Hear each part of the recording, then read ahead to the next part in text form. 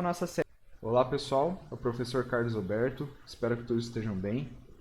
E hoje a gente vai começar com a nossa série de vídeos, fazendo uma introdução à disciplina lógica de programação e falar também um pouco da linguagem Python. Então pessoal, vamos começar falando um pouco sobre lógica. Lógica a gente utiliza muitas vezes de forma inconsciente para deduzir ou inferir algo.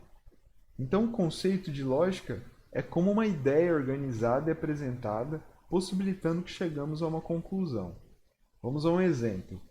Todo planeta é redondo. A Terra é um planeta. Logo, a Terra é redonda. Ou seja, aqui a gente utilizou fatos anteriores para deduzir algo, no caso, que a Terra é redonda. Agora, o que seria lógica de programação? Pessoal, lógica de programação seria essa mesma lógica para resolver um problema, só que agora com auxílio de recursos computacionais, ok? Então a gente dá as instruções para o computador, ou notebooks, smartphones, e eles executam essa lógica e nos dão um resultado, certo? Agora existe um processo para que eu consiga dar essas instruções para o computador, ok? E o início desse processo é criar um algoritmo, certo? Mas o que é um algoritmo? Vamos para o próximo slide. Algoritmo, sequência lógica finita de instruções que devem ser seguidas para a resolução de um problema ou execução de uma tarefa. Então, de novo, pessoal, algoritmo é uma coisa que a gente utiliza todos os dias para a gente realizar as nossas tarefas, só que de forma inconsciente muitas vezes, certo? Então aqui está um exemplo. Algoritmo para troca de um pneu furado. Qual seria a sequência de tarefas definida? Verifica qual é o pneu furado, posiciona o macaco para levantar o carro, pega o step, afrouxa o parafuso, levanta o carro. Ou seja, o que é isso? É uma sequência lógica e finita de instruções para a gente resolver um problema. Isso é um algoritmo, ok? Mas agora vamos pensar, como que eu consigo transformar esse algoritmo, transformar essas etapas, essas tarefas que eu descrevi aqui para trocar um pneu, por exemplo, como que eu consigo falar isso para o computador, né? É aí que vem as linguagens de programação, tá? Então, para a solução de um problema computacional, os algoritmos devem estar escritos em determinada linguagem em que o computador compreenda e possa executar a instrução, certo? Isso é dito linguagem de programação.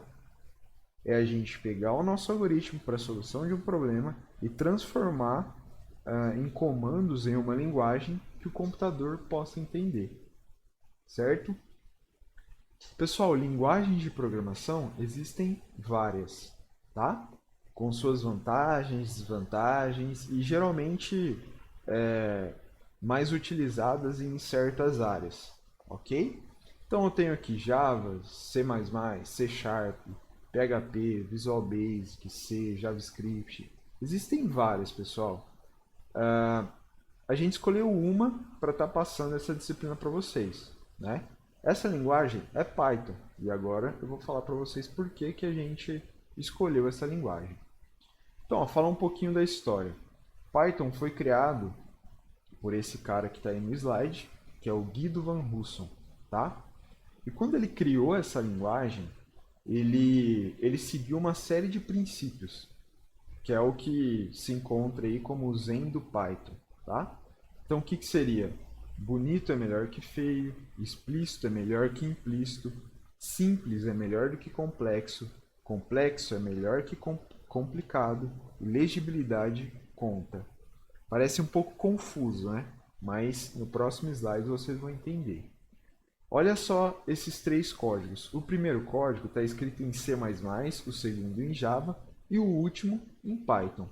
Por incrível que pareça, esses três códigos fazem a mesma coisa. Eles imprimem na tela a mensagem Hello World. Agora reparem o quanto é mais complexo para imprimir uma simples mensagem na tela. E observem como que isso é feito em Python. Então, em Python, simplesmente eu utilizo um comando e coloco entre aspas e parênteses Hello World. É isso. Nas outras linguagens, eu já tenho uma série de conceitos que muitas vezes os programadores iniciantes eles não entendem no início, tá? Então eles vão programando ali, eles veem que funciona, mas não conseguem entender a fundo o que está acontecendo. Então Python é uma linguagem muito mais limpa, muito mais fácil de entender e acaba sendo muito mais fácil de aprender também, tá? Então, ó, Python é fácil de aprender, ela tem um foco em produtividade, fortemente usada no mercado. Então, quem que usa a linguagem Python? Quem que desenvolve suas tecnologias em Python? Google, Facebook, Globo.com, NASA, Spotify, Yahoo, Dropbox, Uber, Instagram, tá? Então existem várias grandes empresas e pequenas empresas também. E também por professores para fazer suas tarefas de pesquisa, enfim. É uma linguagem muito utilizada. E quais áreas é utilizada a linguagem Python?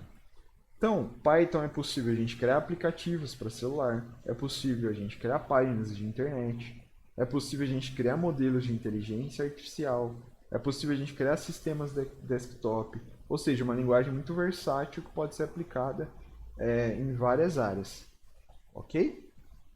Outro detalhe da linguagem Python é que ela é uma linguagem interpretada, certo? Qual que é a diferença? As outras linguagens geralmente são compiladas. Uma linguagem compilada, o processo de você criar um código até ela ser executada é um pouco mais complexo e demorado. Então eu preciso pegar meu código todo, compilar todo aquele código, ele vai me gerar um arquivo executável, né? Se a gente for pensar em Windows, é aquele famoso .exe, e eu executo esse exe para eu ter a minha saída. Já uma linguagem interpretada, ela é executada linha a linha, ok? O computador vai lendo linha a linha e vai me gerando a saída, tá? Então é muito mais simples e muitas vezes, dependendo do programa, ela é mais rápida, ok? Então a gente diz também que essa linguagem interpretada, no caso Python, é uma linguagem dinâmica, que ela é interpretada em tempo real, certo? Pessoal, as versões do Python. Então, em dezembro lá de 1989, Guido van Rossum iniciou a implementação do Python. E a primeira versão surgiu então em 1994. A partir daí, ocorreram atualizações, né? A linguagem foi melhorada em vários aspectos, e hoje a gente está na versão 3.8, que foi lançado em março de 2020. É importante ressaltar aqui, pessoal, que esse processo de melhoria da linguagem não é feita só pelo criador Guido van Rossum ou por uma empresa privada. Esse processo de melhoria é feita por todos nós programadores, tá? Não que eu tenha enviado nenhuma modificação para eles, mas eu quero dizer que qualquer um, caso ache algum erro ou tenha alguma ideia de melhoria, pode contribuir com a linguagem, certo? Então isso é feito em comunidade. É claro que para chegar nesse nível a pessoa tem que ser expert na linguagem, né? Precisa estudar muito, chegar num nível bem avançado para conseguir contribuir. Mas enfim, hoje então a gente está na versão 3.8. Pessoal, essa versão 3 ela tem várias diferenças em relação às versões anteriores, tá? Por quê? Da versão 2 para a versão 3, houveram muitas modificações, tá? Então foram feitas muitas melhorias que acabou que a versão 3 é incompatível em alguns aspectos com a versão 2, ok?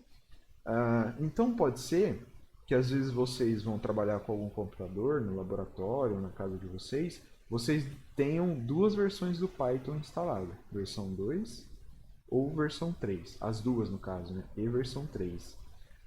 O que acontece? Se você criar um código na versão 3 e tentar executar esse código no Python 2, vai dar erro, ok? Então é importante que vocês saibam que existe uma diferença entre essas duas versões e elas são incompatíveis, tá? Pessoal, em relação à disciplina e à linguagem Python, era isso que eu tinha que passar para vocês, tá? Aqui eu deixo as referências que eu utilizei para criar esse material. Recomendo que vocês acessem e explorem esse material, tá? E para finalizar, eu vou deixar aqui a sugestão de um vídeo para vocês que fala sobre por que todos deveriam aprender a programar. Quem então assista um vídeo curto, cerca de 5 minutos, tá? Então é isso, pessoal. Bons estudos, até a próxima aula.